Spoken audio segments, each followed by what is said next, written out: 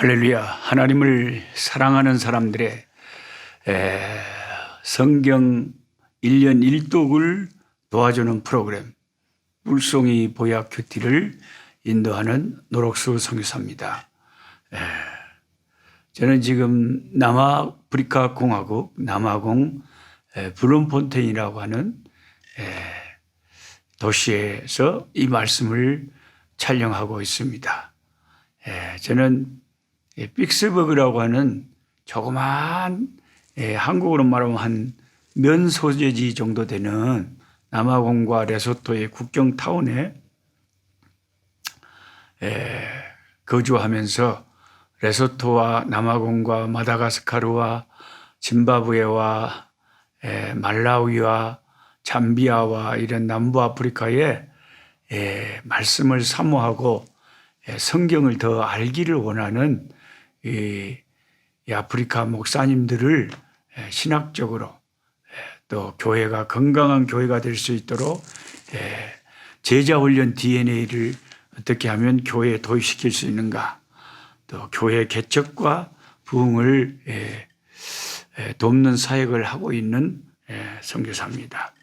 오늘 2021년 11월 15일 월요일 하나님의 말씀을 공부 고린도전서 이제 1장에서 3장의 말씀을 공부하겠습니다. 이제 고린도전서 로마서를 마치고 고린도 교회에 사도 바울이 두 번에 걸쳐서 편지를 썼는데 편지를 쓰게 된 동기는 자신이 개척했던 고린도 교회가 이제 잘 부흥이 되고 교회가 왕성하게 큰 교회로 성장을 했는데 그 과정 속에 교회 안에 이제 분열이 있다, 분열이 생겼다 하는 이런 참 안타까운 소식을 듣고 고린도 교회에 바울이 편지를 써서 그 교회의 분열 문제를 이제 해결하고 교회의 평강을 가져올 수 있도록 사도 바울이 애비의 심정으로 자녀들에게 훈계하듯이 쓴 첫 번째 편지가 고린도 전서입니다. 이 고린도 전서를 우리가 아주 유명한 하나님의 말씀 성경이기 때문에 대부분 성도들이 잘 알고 있습니다. 특별히 고린도전서 13장은 너무나 우리가 잘 아는 말씀이죠. 사랑장이라고 해가지고요. 근데 이 고린도 교회의 1장 1절을 이렇게 시작을 합니다. 고린도 교회 첫 번째 편지를 쓰면서 하나님의 뜻을 따라 그리스도 예수의 사도로 부르심을 받은 바울과 형제 소수대네는 고린도에 있는 하나님의 교회 곧 그리스도 예수 안에서 거룩하여 지고 성도라 부르심을 받은 자들과 또 각처에서 우리의 주 곧 그들과 우리의 주 되신 예수 그리스도의 이름을 부르는 모든 자들에게 하나님 우리 아버지와 주 예수 그리스도로부터 은혜와 평강이 있기를 원하노라. 이렇게 고린도 교회의 편지를 시작하고 있습니다. 저는 처음 이 시작부터 제가 막 밑줄도 많이 쳐놓고 동글뱅이도 쳐놓고 많이 기억하려고요. 이 사도 바울이 처음에 시작을 어떻게 하는가, 마치는 걸 어떻게 마치는가, 무엇을 강조하는가, 무엇을 반복하는가, 이런 것을 자꾸 유심히 성경을 읽는 독자로서 자꾸 마음에 새기려고 하는 거죠. 하나님의 뜻이 제일 먼저 나오는 편지의 첫 번째 내용입니다. 하나님의 뜻을 따라 자기 자신이 예수님 그리스도 예수의 사도로 부르심을 받았대요. 하나님의 뜻을 따라서. 그러니까 우리 인생살이가 다 내 마음대로 다 내가 사는 것 같지만 뒤돌아보면 전부 다 하나님의 뜻 가운데서 하나님의 뜻을 따라서 다 우리 인생이 구성되어졌어요. 내가 언제 몇 월 몇 시에 뭐 태어나고 어떤 가정의 배경에서 어떤 부모에게서 태어나고 어떤 학교를 다니고 어떤 지역에서 나오고 그 어떤 직업을 갖고 시방 뭘 하고 살고 있는가. 이 모든 것이 다 하나님의 뜻을 따라 되어진 일이다. 이런 관점을 항상 우리가 하나님의 절대 주권을 믿는 신앙의 관점을 늘 갖고 있는 성도들은 아무래도 믿음이 더 생기죠. 믿음이 더 강해집니다. 왜냐하면 내가 하나님의 뜻을 따라 주의 종이 됐으니까요. 그래서 사도 바울은 확신이 있고 담력이 있고 자기가 아는 일에 자신감이 있는 거예요. 왜냐하면 내가 이 일을 한 것이 아니라 하나님이 내가 이 일을 할 수 있도록 부르셨다 이 말이에요. 하나님의 생각과 하나님의 섭리와 하나님의 경륜과 하나님의 뜻을 따라서 내가 이 하나님이 일하는 데 부르심을 받은 거니까. 그러니까 바울은 확신을 가지고 일할 수가 있는 거죠. 저 같은 이렇게 선교사, 목사 이런 저희 같은 부족한 종도 이런 하나님의 말씀 때문에 힘이 나는 거예요. 하나님의 뜻을 따라 내가 선교사가 됐구나. 하나님의 뜻을 따라 내가 여기 있구나. 하나님의 뜻을 따라 내가 목사가 됐구나. 하나님의 뜻을 따라 내가 복음 전하는 자가 됐구나. 그러면 아무 걱정할 것 없이 하나님의 때와 하나님의 섭리를 믿고 열심히 기도하고 우리 하나님 기쁘시게 하고 하나님께 감사하고 하나님 의지하면서 열심히 내가 할 일을 감당해 갈 때에 하나님이 때를 따라 도와주시고 때를 따라 시즌을 따라 열매를 맺게 하시는 거예요. 그래서 저와 여러분은 항상 이 고린도전서 1장 1절 시작하는 바울의 말, 하나님의 뜻을 따라 사도로 예수의 종으로 부름을 받은 나 바울은, 이렇게 바울이 자기를 소개하는 이 한마디만 해도 우리도 항상 내 자신을 소개하고 내 자신의 생각할 때 어떨 때는 내가 또 한심할 수도 있잖아요. 내가 그냥 한숨이 나올 수도 있잖아요. 오메 내 인생이 아이고 어쩌다가 내가 이렇게 됐을까, 아이고 불쌍해라 하고 내 자신이 초라하게 느껴지고 참 인생이 험하게 느껴지고 인생이 바람 같고 그냥 아주 이렇게 참 여러 가지 복잡한 생각이 들 때에 이런 생각을 내 마음의 풍랑을 잠잠케 하는 게 진리라는 거죠. 이 진리의 말씀. 아니야, 하나님의 뜻을 따라 내가 여기 있는 거야. 하나님의 섭리 속에서 지금 내가 이 상황에 있는 거야. 잘 되든지 못 되든지 어렵든지 흥하든지 망하든지 다 내 인생은 하나님의 뜻 가운데 있어. 하나님의 뜻을 벗어나서 있을 수가 없어. 예수님께서 말씀하셨죠. 공중의 새를 봐라. 공중의 새 한 마리가 땅에 떨어지는 것도 다 하나님의 뜻이 없으면 그게 그렇게 되어지는 것이 아니다. 하물며 하나님의 백성된 우리들의 인생의 모든 일들은 다 하나님의 뜻 가운데 우리의 생사화복이 다 주관되어지는 것이다 하는 걸 깨달아야 됩니다. 그리고 바울은 혼자 고린도 교회에 편지를 보내는 것이 아니라 자기가 같이 지금 일하고 있는 동역자 소스데네랑 같이 이 편지를 쓰고 보내고 있다는 것을 알리기 위해서 바울과 형제 소스데네는, 지금 제가 이 말씀 촬영을 하고 있는데도 지금 우리 제 동역자 모세 목사님이 오늘 목사님 이렇게 천막을 치고 텐트를 치고 이렇게 전도 활동을 했습니다 하고 지금 보고서와 함께 사진과 함께 지금 열심히 보고서를 보내오고 있습니다. 그러니까 우리가 사도 바울이나 또 예수님이나 모든 그 후에 복음의 종들은 혼자서 일을 안 하죠. 항상 함께 동역자들과 함께. 그래야 하나님의 일이 되지 혼자서 주의 일은 하는 게 아니죠. 2절에 고린도에 있는 하나님의 교회, 곧 그리스도 예수 안에서 거룩하여지고 성도라 부르심을 받은 자들.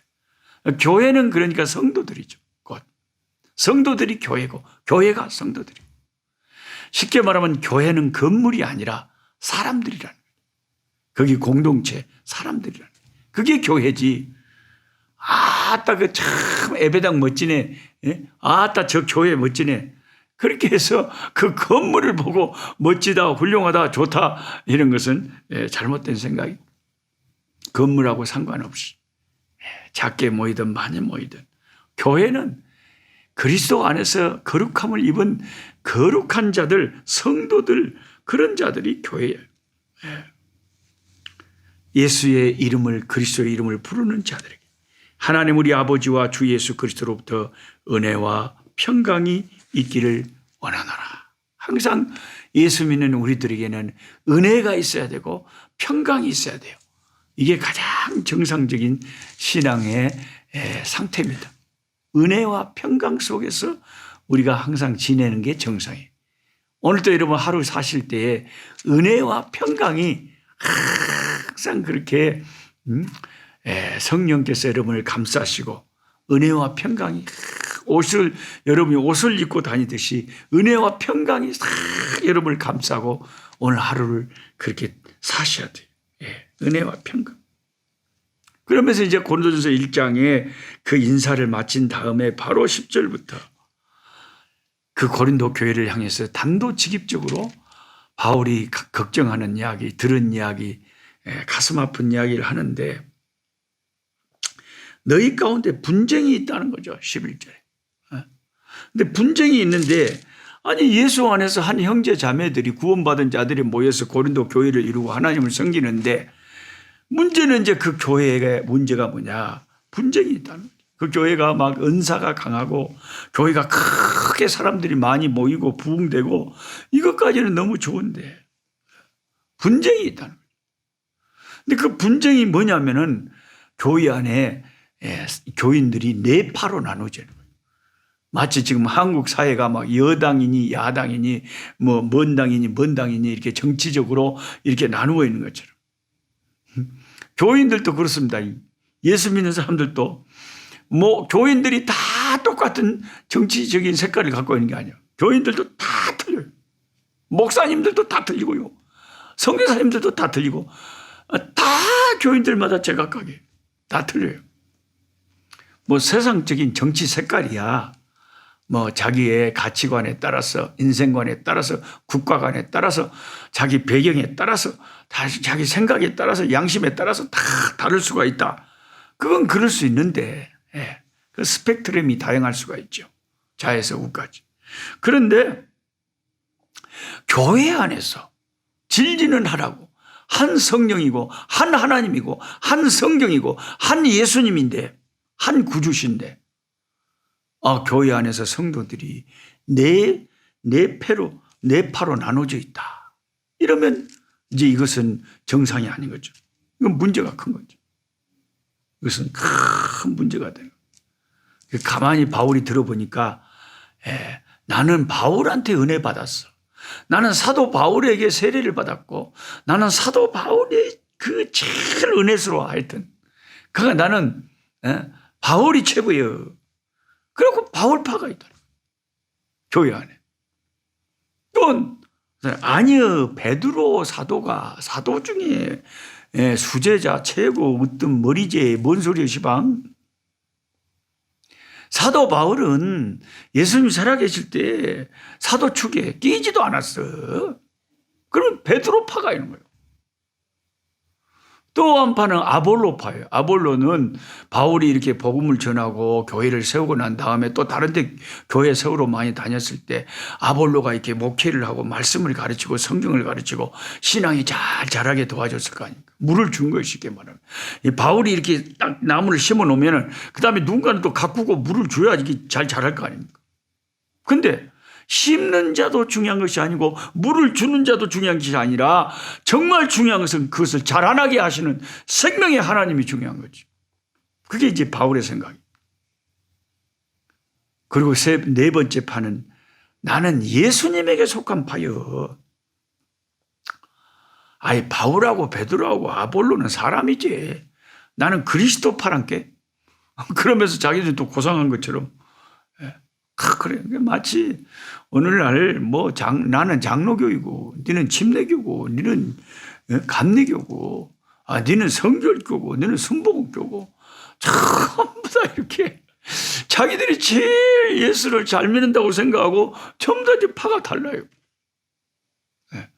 이단이 아니라면 우리가 예수님을 구주로 섬기는 사람들은 다 교단이 달라도 우리가 서로 다 포용하고 인정하고 한 식구처럼 이렇게 생각을 해야 되죠. 하늘나라 가면 예수님이 다스리는 그 나라가 되면 그럼 교파가 없어서 나는 너무 좋겠어. 다 하나예요.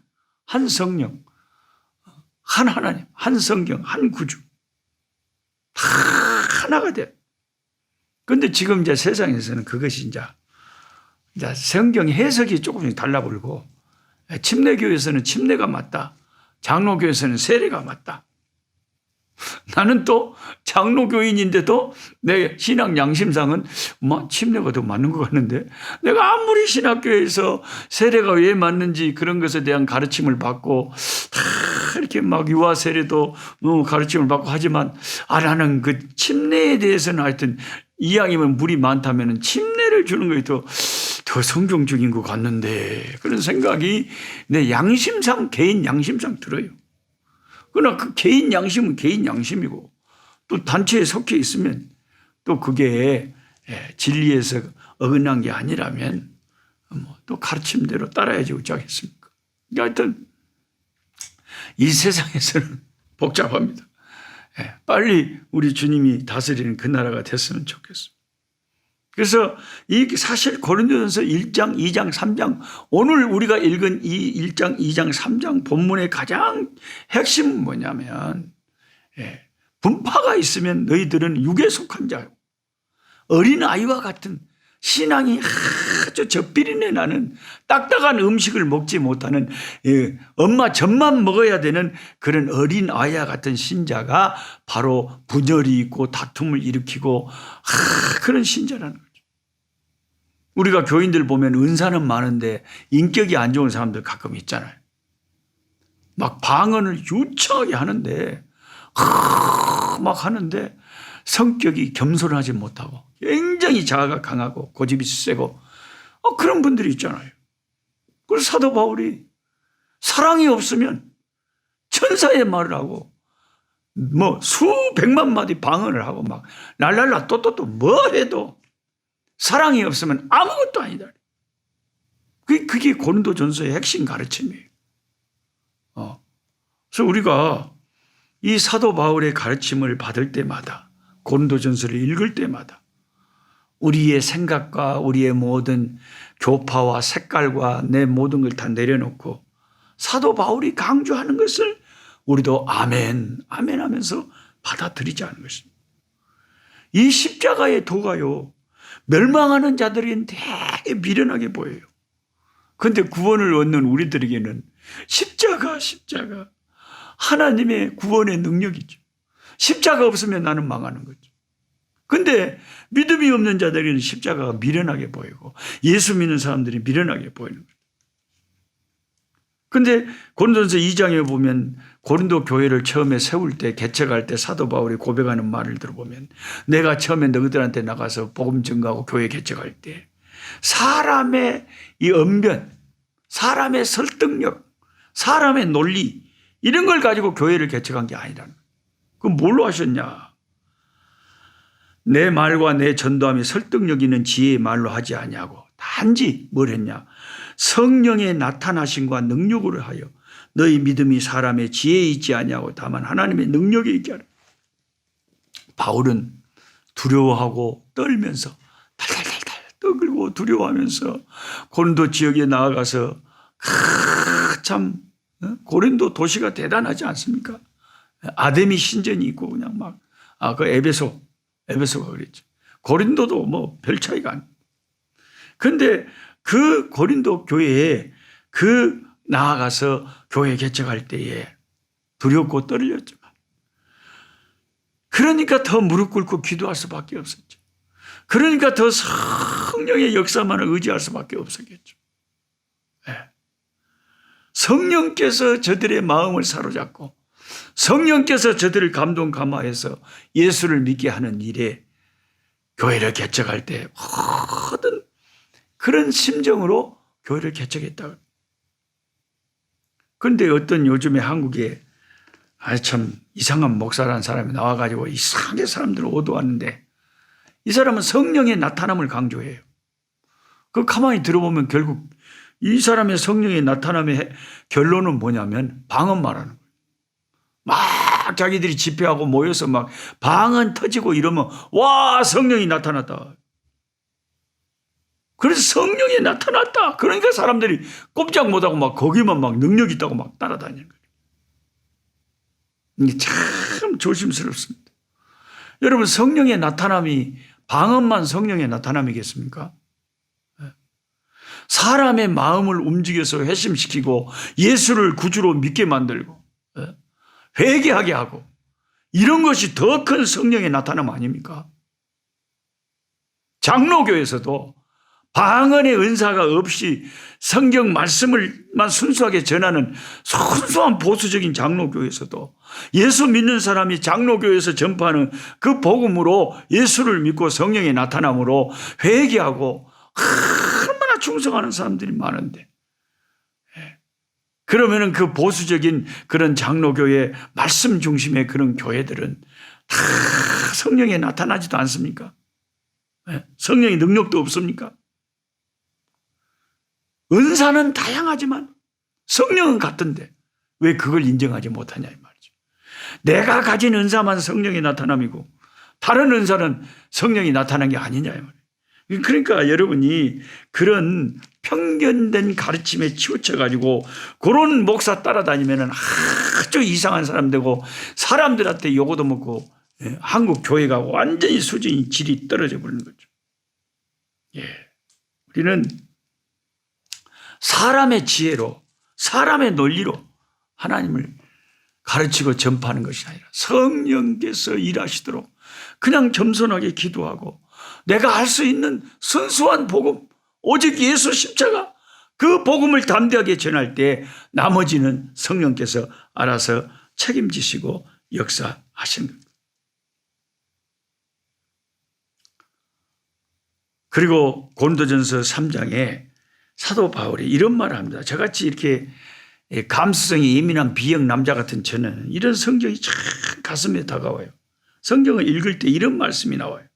만일 누구든지 3장 12절에 금이나 은이나 보석이나 나무나 풀이나 집으로 이 터 위에 세우면 각 사람의 공적이 나타날 터인데 그날이 공적을 밝히리니 이는 불로 나타내고 그 불이 각 사람의 공적이 어떤 것을 시험할 것임이라. 만일 누구든지 그 위에 세운 공적이 그대로 있으면 상을 받고 누구든지 그 공적이 불타면 해를 받으리니 그러나 자신은 구원을 받되 불 가운데서 받은 것. 상이 없는 거예요. 상급이 없는 거예요. 그러니까 하나님 앞에 이제 심판의 상급을 우리가 받으려고 설 때예요. 내가 하나님의 교회를 섬긴 것이 다 하나님이 그것을 불로 한번 싹 지나가게 해버려요. 우리가 여기 지금 제가 있는 남아공은 금광이 많거든요. 광산이 많단 말이에요. 근데 금 캐는 광산에 이렇게 가보면 나는 그 금이 들어있는 돌이 금광석이라고 해야 될까요? 그 돌 속에 이 금이 들어있다 이거예요.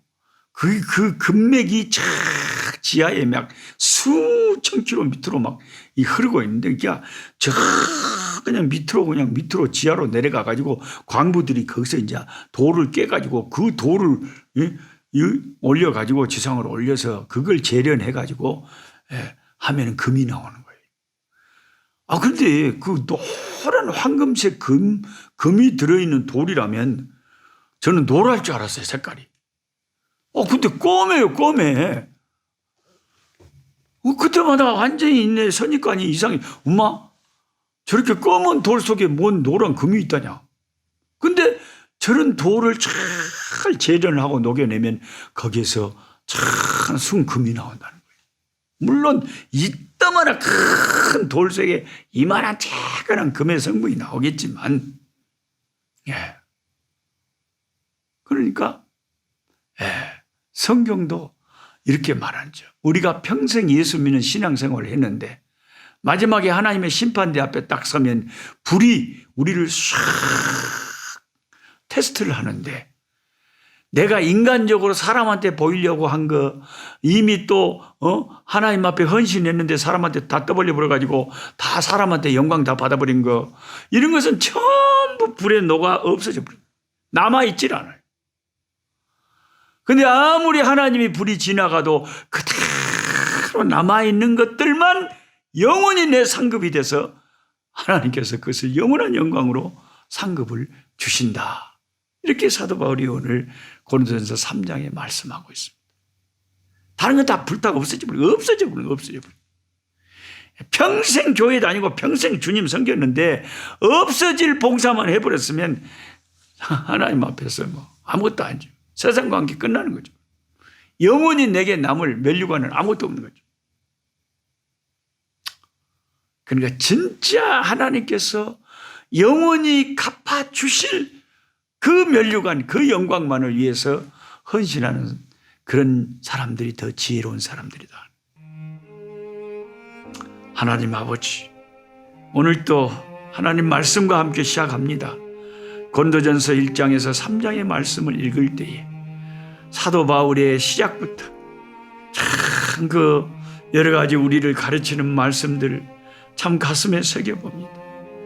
하나님, 저희들은 분파로 나누어져 가지고 당파를 짓는데 가담하지 않게 하여 주시고, 우리는 오직 예수님만 순수하게 섬기는, 사람들 따라서 이리 쏠리고 저리 쏠리는 자들 되지 않게 하여 주시고, 주님 앞에 마지막 심판날 섰을 때 잘했다 칭찬받는, 불로 싹 없어져 버리는 그런 불타는 아버지 하나님의 그런 사역이 아니라, 없어지는 사역이 아니라 영원히 아버지 앞에 드러나서 남는 그런 하나님 헌신이 될 수 있도록 우리의 신앙을 연단시켜 주시옵소서. 예수님의 이름으로 기도하옵나이다. 아멘. 약한 자 힘쓰고 강한 자 바르게 주 한 자 정케